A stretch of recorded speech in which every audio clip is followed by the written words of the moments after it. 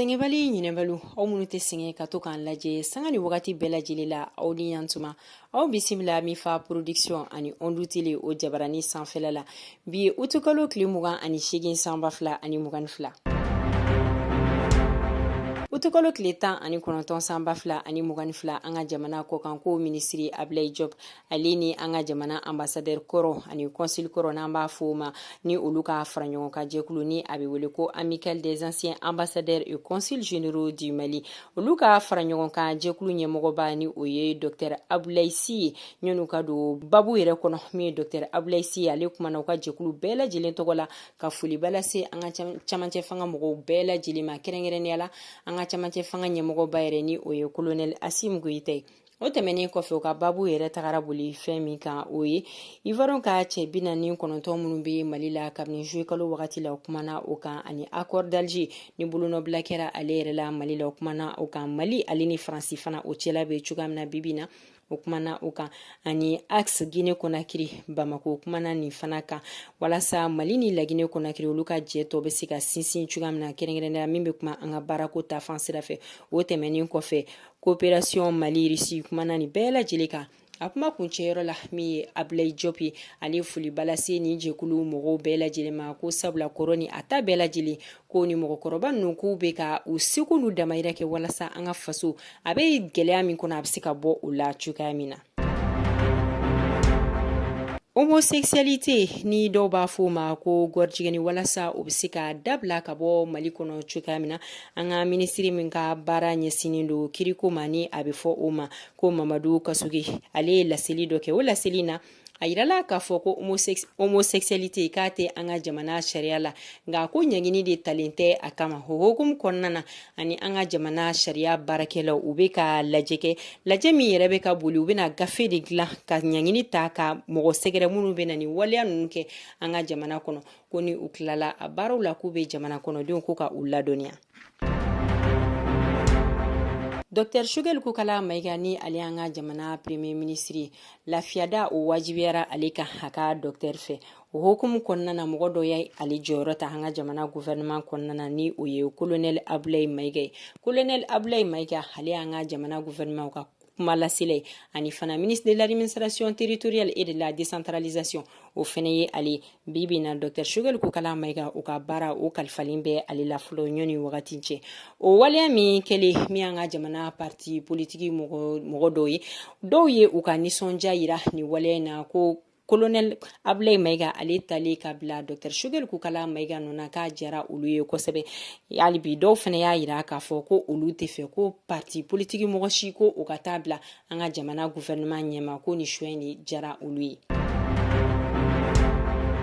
A bɛ wagati jan bɔ an ka jamana togoda kɔnɔ muso minnu ka baara ɲɛsinnen don situlu koɲama ani minnu fana bɛ sɛnɛ kɛ olu kun ye dɛmɛ ɲini an ka jamana gouvernement fɛ ka se ka minɛn di u ma walasa u bɛ se ka u ka baara kɛ ka ɲɛ cogoya min na ka u nafa sɔrɔ a la ani u nimanaw o hukumu kɔnɔna na an ka jamana gouvernement a ye dɛmɛ kɛ ni muso masina ninnu ye ni dɛmɛ ninnu tara ka di u ma o tɛ kalo tile 25 sanba 2022 musow ka so la n'an b'a fɔ o ma nanzarakan na ko maison de la femme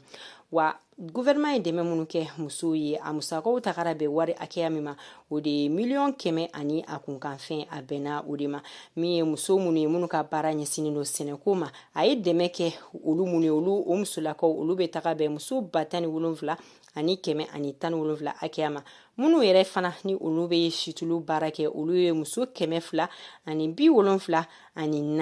olu bɛnna o ma wa muso ninnu u bɔra yɔrɔ caman na u dɔw bɔra Kulikoro Segu Yanfolila Kita San Bila Sikaso Joyila Kati ani Kalaban wa gouvernement ye minɛn minnu ta k'a di olu ma o dɔ ye katakatagani barama ani machine mun bɛ kɛ ka ɲɔsin brouette bɛɲɛwari ani sun o bɛɛ lajɛlen de tara ka di ni muso masina ninnu ma. Grefa ni ale cɛkɛda ye n'ale baarakɛ ɲɔgɔn dɔ ye a ye ni o fana ye cɛkɛda ye walasa accord d'Alger o kɔnɔna o bɛ se ka faamuya cogoya min na an ka jamana kɔnɔ olu ye baara kalan ka o boloda muso 26 kunna ni olu ye société civile muso dɔ ye minnu bɔra yɔrɔ caman na ni o ye Gawo Menaka Kidal Mopti ani Bamako u ye walawalali kɛ ni musolaka nunu ye accord d'Alger o kɔnɔna kan u ka laɲini fana kun ye fɛn min ye o de ye ko ni muso masina nunu tilala kalan na k'u ka sigin ka taa u ka yɔrɔ la ka se ka u nimanaw ka olu fana ladɔnniya a kɔnɔna ko la. Kabini san 1993 bɛnkan kun bɛ Mali ale ni États-Unis jamana ni ɲɔgɔn cɛ. O bɛnkan sɛbɛn kɔnɔna na o de États-Unis jamana ale bɛ Mali dɛmɛ ka se ka an ka jamana fɛn kɔrɔ ka olu lakana walasa mɔgɔ wɛrɛ kana se k'a ta ka taa feere fan wɛrɛ fɛ ani an ka génération kura minnu bɛ nalen an ka kɔrɔlenw kana se ka tunu olu la. O hukumu kɔnɔna na bɛnkan in kɛra o la wa min ye bɛnkan in ye a bɛ to ka lakuraya. A lakurayara ni o yɛrɛ kɛra utukalo tile 22 san 2022 Bamako yɛrɛ kɔnɔ nin kɛra a siɲɛ 7nan de. An ka seko ni dɔnko tigilamɔgɔ dɔ ni o ye Madame Kuyate Jɛnɛba Seki ale ka dɔnkilida san 30 dɔnkilida kɔnɔna na o kɛnɛ kan ni o kɛra kabini juillet kalo tile 2 san 2022 ale kun ye layidu ta ko ni a tilala concert la k'a bɛna musaka minnu sɔrɔ a la k'a fanba bɛɛ lajɛlen ko bɛna taa an ka jamana tenitigilaka minnu tora fasoko dafɛ ko musaka ninnu ko bɛ taga olu ka denbayaw ka kungo la wa bibi na a ye layidu in timɛ sabula utukalo tile 23 san 2022 a ye dɛmɛ dɔ kɛ k'a ta k'a di direction du service social des armées ma ko k'a ta k'a di muso filiyabagatɔw ni u denw ma. O dɛmɛ ninnu o ye malo kilo 50 bɔrɔ o 120 a y'o ta k'o di. O tɛmɛnen kɔfɛ fana turu 5 litres bidon o fana 120 o fana kun bɛ a la ani safinɛ carton 60 o fana kun bɛ a la. Kabini mɛ kalo la fo ka se utu kalo ma ni o ye kalo 4 Sevare ani Gawo ani Douanzan ani Gosi yenkaw y'a yira k'a fɔ bibi na ko lakanabaliya sabatilenba don olu ka yɔrɔ la wa ko fɛn min dɛsɛ bɛ olu la bibi na k'o ye fura de k'u b'a ɲini an ka jamana ɲɛmɔgɔ fɛ ka se ka fɛɛrɛ suguya bɛɛ lajɛlen tigɛ k'u ka fura ɲini k'a bila ka taa di olu ma ko sabula ko fura bɛ yɔrɔ dɔw la nka ko lakanabaliya sababu bolo ko bolimafɛntigiw olu tɛ se ka bolimafɛn ta ko ka taa fura di o hukumu kɔnɔna na u y'a laɲini an ka jamana ɲɛmɔgɔ fɛ ka se ka fɛɛrɛ ɲini o ko la. An ka minisiri min ka baara ɲɛsinin do jago ko ma utukalo tile 22 san 2022 ale bɔra ka laseli kɛ o laseli kɔnɔna na a yirala k'a fɔ ko sukaro kilo ko kɛra 130 ye Mali lamini bɛɛ lajɛlen la. Bajangara ale ni Bankasikaw olu ye laɲini dɔ kɛ an ka jamana ɲɛmɔgɔ fɛ ni o de ye ko ka se ka lakana halibi ko k'o sabati olu ka yɔrɔ la ko sabula ko min ye sɛnɛ o ma se ka kɛ k'o sababuya kɛ marifa jatigɛlikɛla walikɛlaw ye ko n'u tora k'a fɔ ko ni u bɛ taga sɛnɛ kɛ yɔrɔ minnu na ko jatigɛlikɛla ninnu de bɛ taga min ye marifa tigilamɔgɔ ye k'u bɛ taa jatigɛ kɛ u la o senfɛ k'u b'a ɲini an ka jamana ɲɛmɔgɔ fɛ ko ka se ka fɛɛrɛ ɲini nin ko la ko sabula ko kɔngɔ ko o bolodalen don u ka yɔrɔ la n'a nataw yɛrɛ la.